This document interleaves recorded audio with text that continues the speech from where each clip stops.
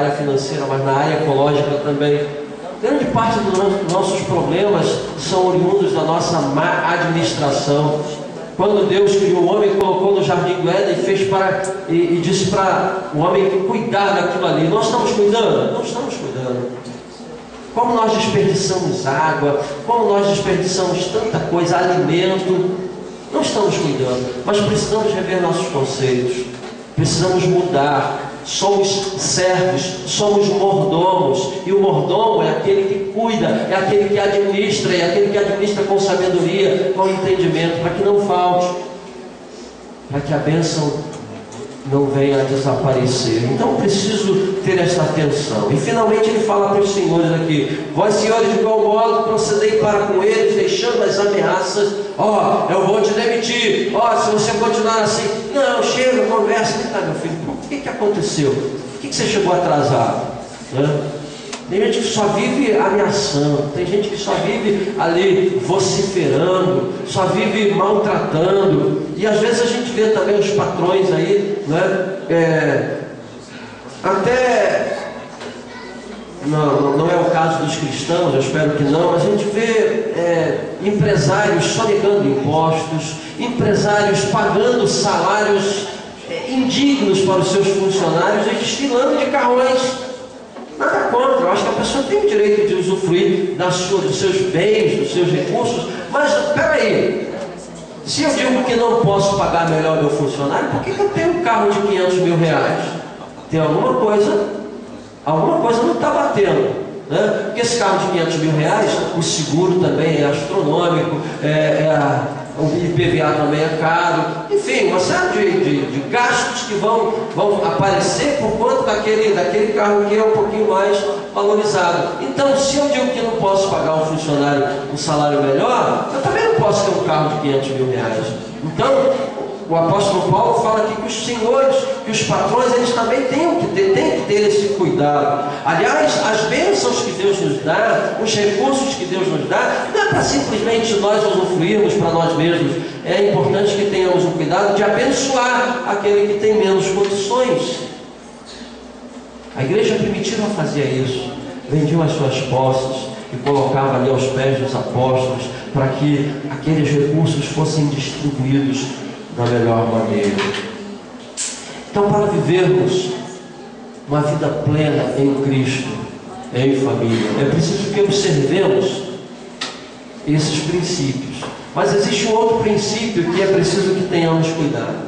O princípio de que, a ideia de que nós, como família, estamos em guerra, estamos sendo ameaçados, estamos constantemente sendo bombardeados. A sociedade tem procurado mudar o conceito de família para legitimar essa bagunça que está surgindo por aí. Então nós precisamos estar firmes, precisamos estar revestidos. E aí entra Paulo, a partir do versículo 10, falando sobre a armadura de Deus. E ele diz que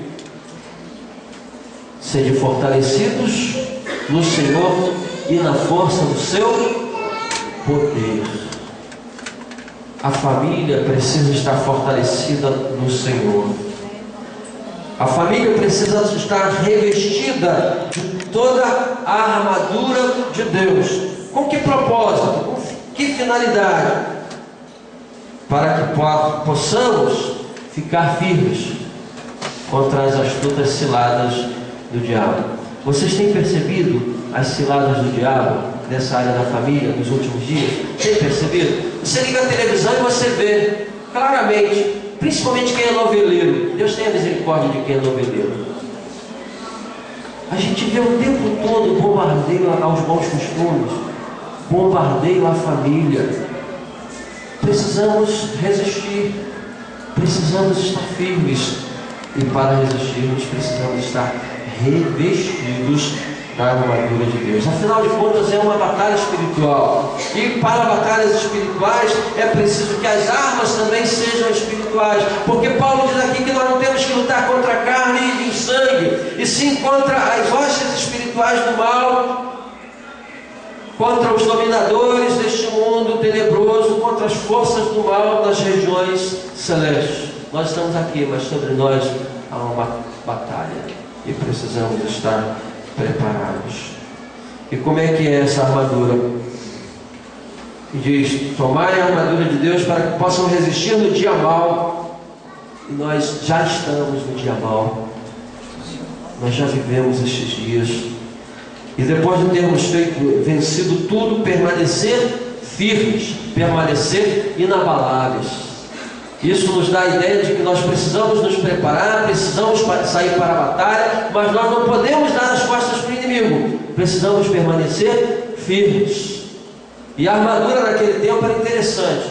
A couraça era uma vestimenta que atrás era amarrado com uma tira de couro. Então atrás não tinha proteção. Se eu desse as costas para o inimigo, se eu ignorasse o seu poder, a sua autoridade, a sua força, vamos dizer assim, vamos colocar melhor, porque poder é só o Senhor. Mas se ignorarmos a força do nosso inimigo e dermos as costas para ele, nós vamos ser derrotados. Sun Tzu, no livro chamado A Arte da Guerra, ele diz que se nós conhecemos a nós mesmos e conhecemos os nossos inimigos, o nosso inimigo, nós temos 100% de chance de ser vencedores na batalha. Agora, se nós conhecemos a nós mesmos, mas nós não conhecemos o nosso inimigo, ou vice-versa, conhecemos o inimigo, mas não nos conhecemos, nós temos 50% de chance de sermos derrotados. 50% de sermos derrotados, 50% de sermos vitoriosos, mas está meio a meio. Agora, se nós não nos conhecemos, se não conhecemos o nosso inimigo, 100% de derrota. Não tem chance para a gente.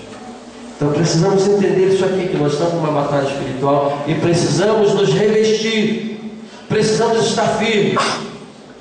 E a armadura de Deus consiste no seguinte: a verdade, relacionamento familiar tem que ser com base na verdade. Não pode ter mentira no relacionamento familiar.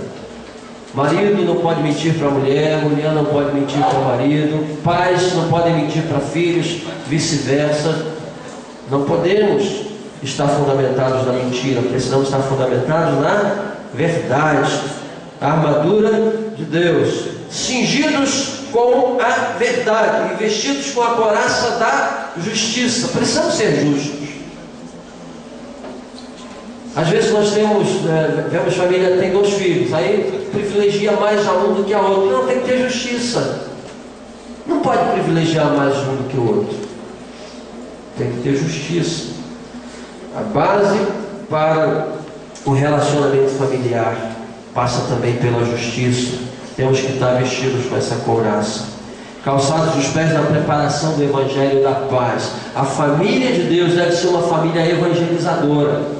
Deve ser uma família onde ela esteja pregando a palavra o tempo todo, ainda que não falando, mas mostrando. Poxa, os filhos do seu fulano, eles são da igreja, né? Poxa, mas são tão educados. Alguma coisa diferente há nesses meninos. Isso é importante, calçados os pés para a preparação do Evangelho da paz. A palavra de Deus diz: quão formosos os pés dos que anunciam boas novas, né? Então a família deve anunciar boas novas por onde for. E continua dizendo aqui que tem que estar engraçado com o escudo da fé para poder apagar os dardos inflamados do maligno. Uma família tem que ter fé. Uma família sem fé é uma família que sucumbe à primeira dificuldade. Um casal que não tem fé, um casal sem fé, é um casal que se desfaz à primeira crise conjugal. É preciso ter fé, embraçado o escudo da fé, porque Satanás vai lançar os seus dardos, e já tem lançado. E se nós não estivermos com esse equipamento, com certeza seremos derrotados. E continua dizendo aqui também: com o capacete da salvação. O inimigo tenta dizer no nosso ouvido: você não é salvo, você não tem salvação. Há denominações evangélicas que dizem que nós podemos perder a salvação. Se eu tenho certeza da minha salvação, se eu estou firme com o Senhor, eu estou com o capacete da salvação, o diabo não me acusa mais. Ele não me acusa mais, Ele não coloca dúvida na minha mente, não coloca dúvida no meu coração, porque o capacete da salvação está aqui, protegendo a área em que o inimigo gosta de atuar, que é a área da mente. Capacete da salvação. E diz aqui também que é preciso que estejamos empunhados com a espada do Espírito, que é a palavra de Deus. Paulo, escrevendo a Timóteo, ele diz assim: procura apresentar-te a Deus aprovado, como obreiro que não tem de que se envergonhar, que maneja bem a palavra da verdade. Estamos numa batalha, numa guerra, então é necessário, é importante que saibamos usar as nossas armas, que não são carnais, elas são espirituais. Precisamos empunhar a espada do Espírito, que é a palavra de Deus. E para terminar aqui, fechando essa armadura, diz aqui: orando em todo o tempo, com toda a oração, com toda a súplica no Espírito, e para isso vigiando com toda a perseverança e súplica com todos os santos. Para uma família viver a plenitude em Cristo, é preciso que ela seja uma família de oração, que ela seja uma família que valorize o culto doméstico. Precisamos resgatar isso. Às vezes a correria do nosso dia a dia faz com que a gente se esqueça desse item tão importante que é o culto doméstico. Tão bem fez a mim enquanto criança, e tenho certeza também fez a você, querido, querida, que está aqui nesta noite, que precisa fazer com que os seus filhos também conheçam. Amém? Vamos? Ah, sim. Tá bom. Obrigado, querido. Eu acho que é a faringite. Então, nesta manhã, é preciso que nós entendamos que nós estamos em guerra. É preciso que nós entendamos que precisamos estar revestidos com a armadura de Deus, para que possamos viver a plenitude que Deus quer que vivamos para a sua glória. Que Deus nos abençoe.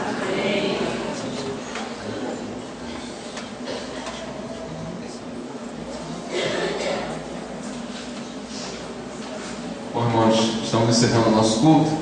E antes de passar a palavra para o pastor João, queria dar um aviso aqui. O irmão Daniel está no templo? Não? O irmão Daniel? Não, né? Hoje à noite nós teremos a renovação de votos matrimoniais. Então nós queríamos pedir para os casais que cheguem 5 minutinhos antes de iniciar o culto. E nós vamos entrar, correto, pastor? Os casais vão entrar. Então eu queria pedir que os casais não se atrasem, porque senão vai ficar feio. O casal entrando depois. Chega um pouquinho antes de 7h30, para nós estarmos ali embaixo prontos para entrar. E está marcado hoje, às 18 horas, uma palestra para os pais. E eu tinha pedido a União de Adultos para reservar esse dia. Mas eu gostaria de mais uma vez adiar. Tem um problema, Regina? Não, né?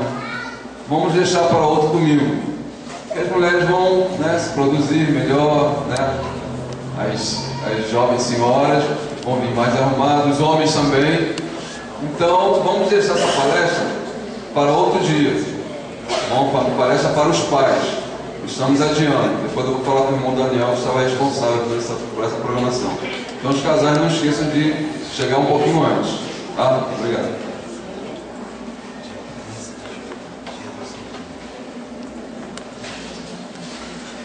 Que bênção, que maravilha. Se eu pudesse, e se o meu dinheiro desse, tem uma história assim, né? Nós continuaríamos o ano de maio, não o mês de maio, né? Ouvindo aqui os preletores que todos que vieram, trazendo palavras como hoje. Eu agradeço a Deus porque o Senhor já abençoou a nossa igreja nesse mês, e com essas palavras, né, também com o congresso, num tempo chuvoso, frio, mas os irmãos vieram. Tivemos aqui um grupo representando a igreja, que quando nós convidamos o nosso preletor, ficamos preocupados com o grupo da igreja estar presente. Isso é a preocupação do pastor, né? O pastor normalmente, nós tivemos uma igreja, o grupo do coro de intercessão estava presente num fato que aconteceu.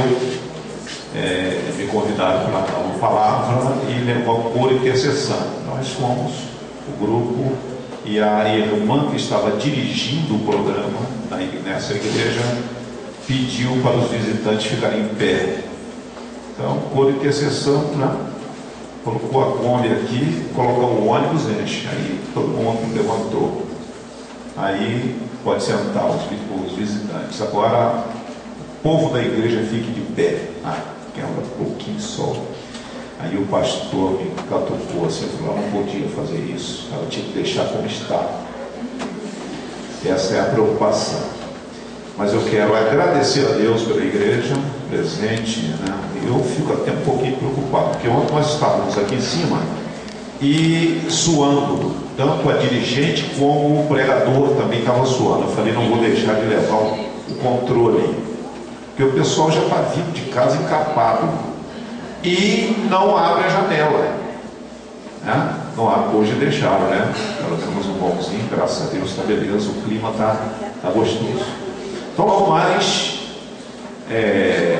as famílias vermelha, né? Dá aquela força para a vermelha que está sendo computado aí. Vamos trazer casais para a renovação de votos, né? Os casamentos, né? Para dar essa palavra para o seu vizinho, para estarem aqui na igreja também logo mais, tá bom? Agradeço a Deus pela presença do pastor Alcinei Fernandes, né? Pois é, a esposa está presente, o filho com 27 anos, parabéns aí pelos 29, vai completar, né? De casamento. Isso é maravilhoso, eu primo por isso, posso ficar falando. E o pastor já está com uma certa idade, de vez em quando vai trocando as coisas, né? Esse ano eu comemorei 37 anos de casado. 37. Quando foi no final do culto, da festa e tal, aí me chamaram e falaram: mas qual foi o ano que o senhor casou? Eu falei: foi em 73. Aí falaram: pastor, mas então não é 37, é 38. Vê só que já estou trocando as coisas, né? Completando 38, falei que era 37. Estou vibrando, querendo logo chegar nos 50. Nos 50, a esposa vai continuar bonita, como está, uma beleza e tal. Lá não tem nada de pescoço e osso ruído, nada disso. É bênção sobre bênção.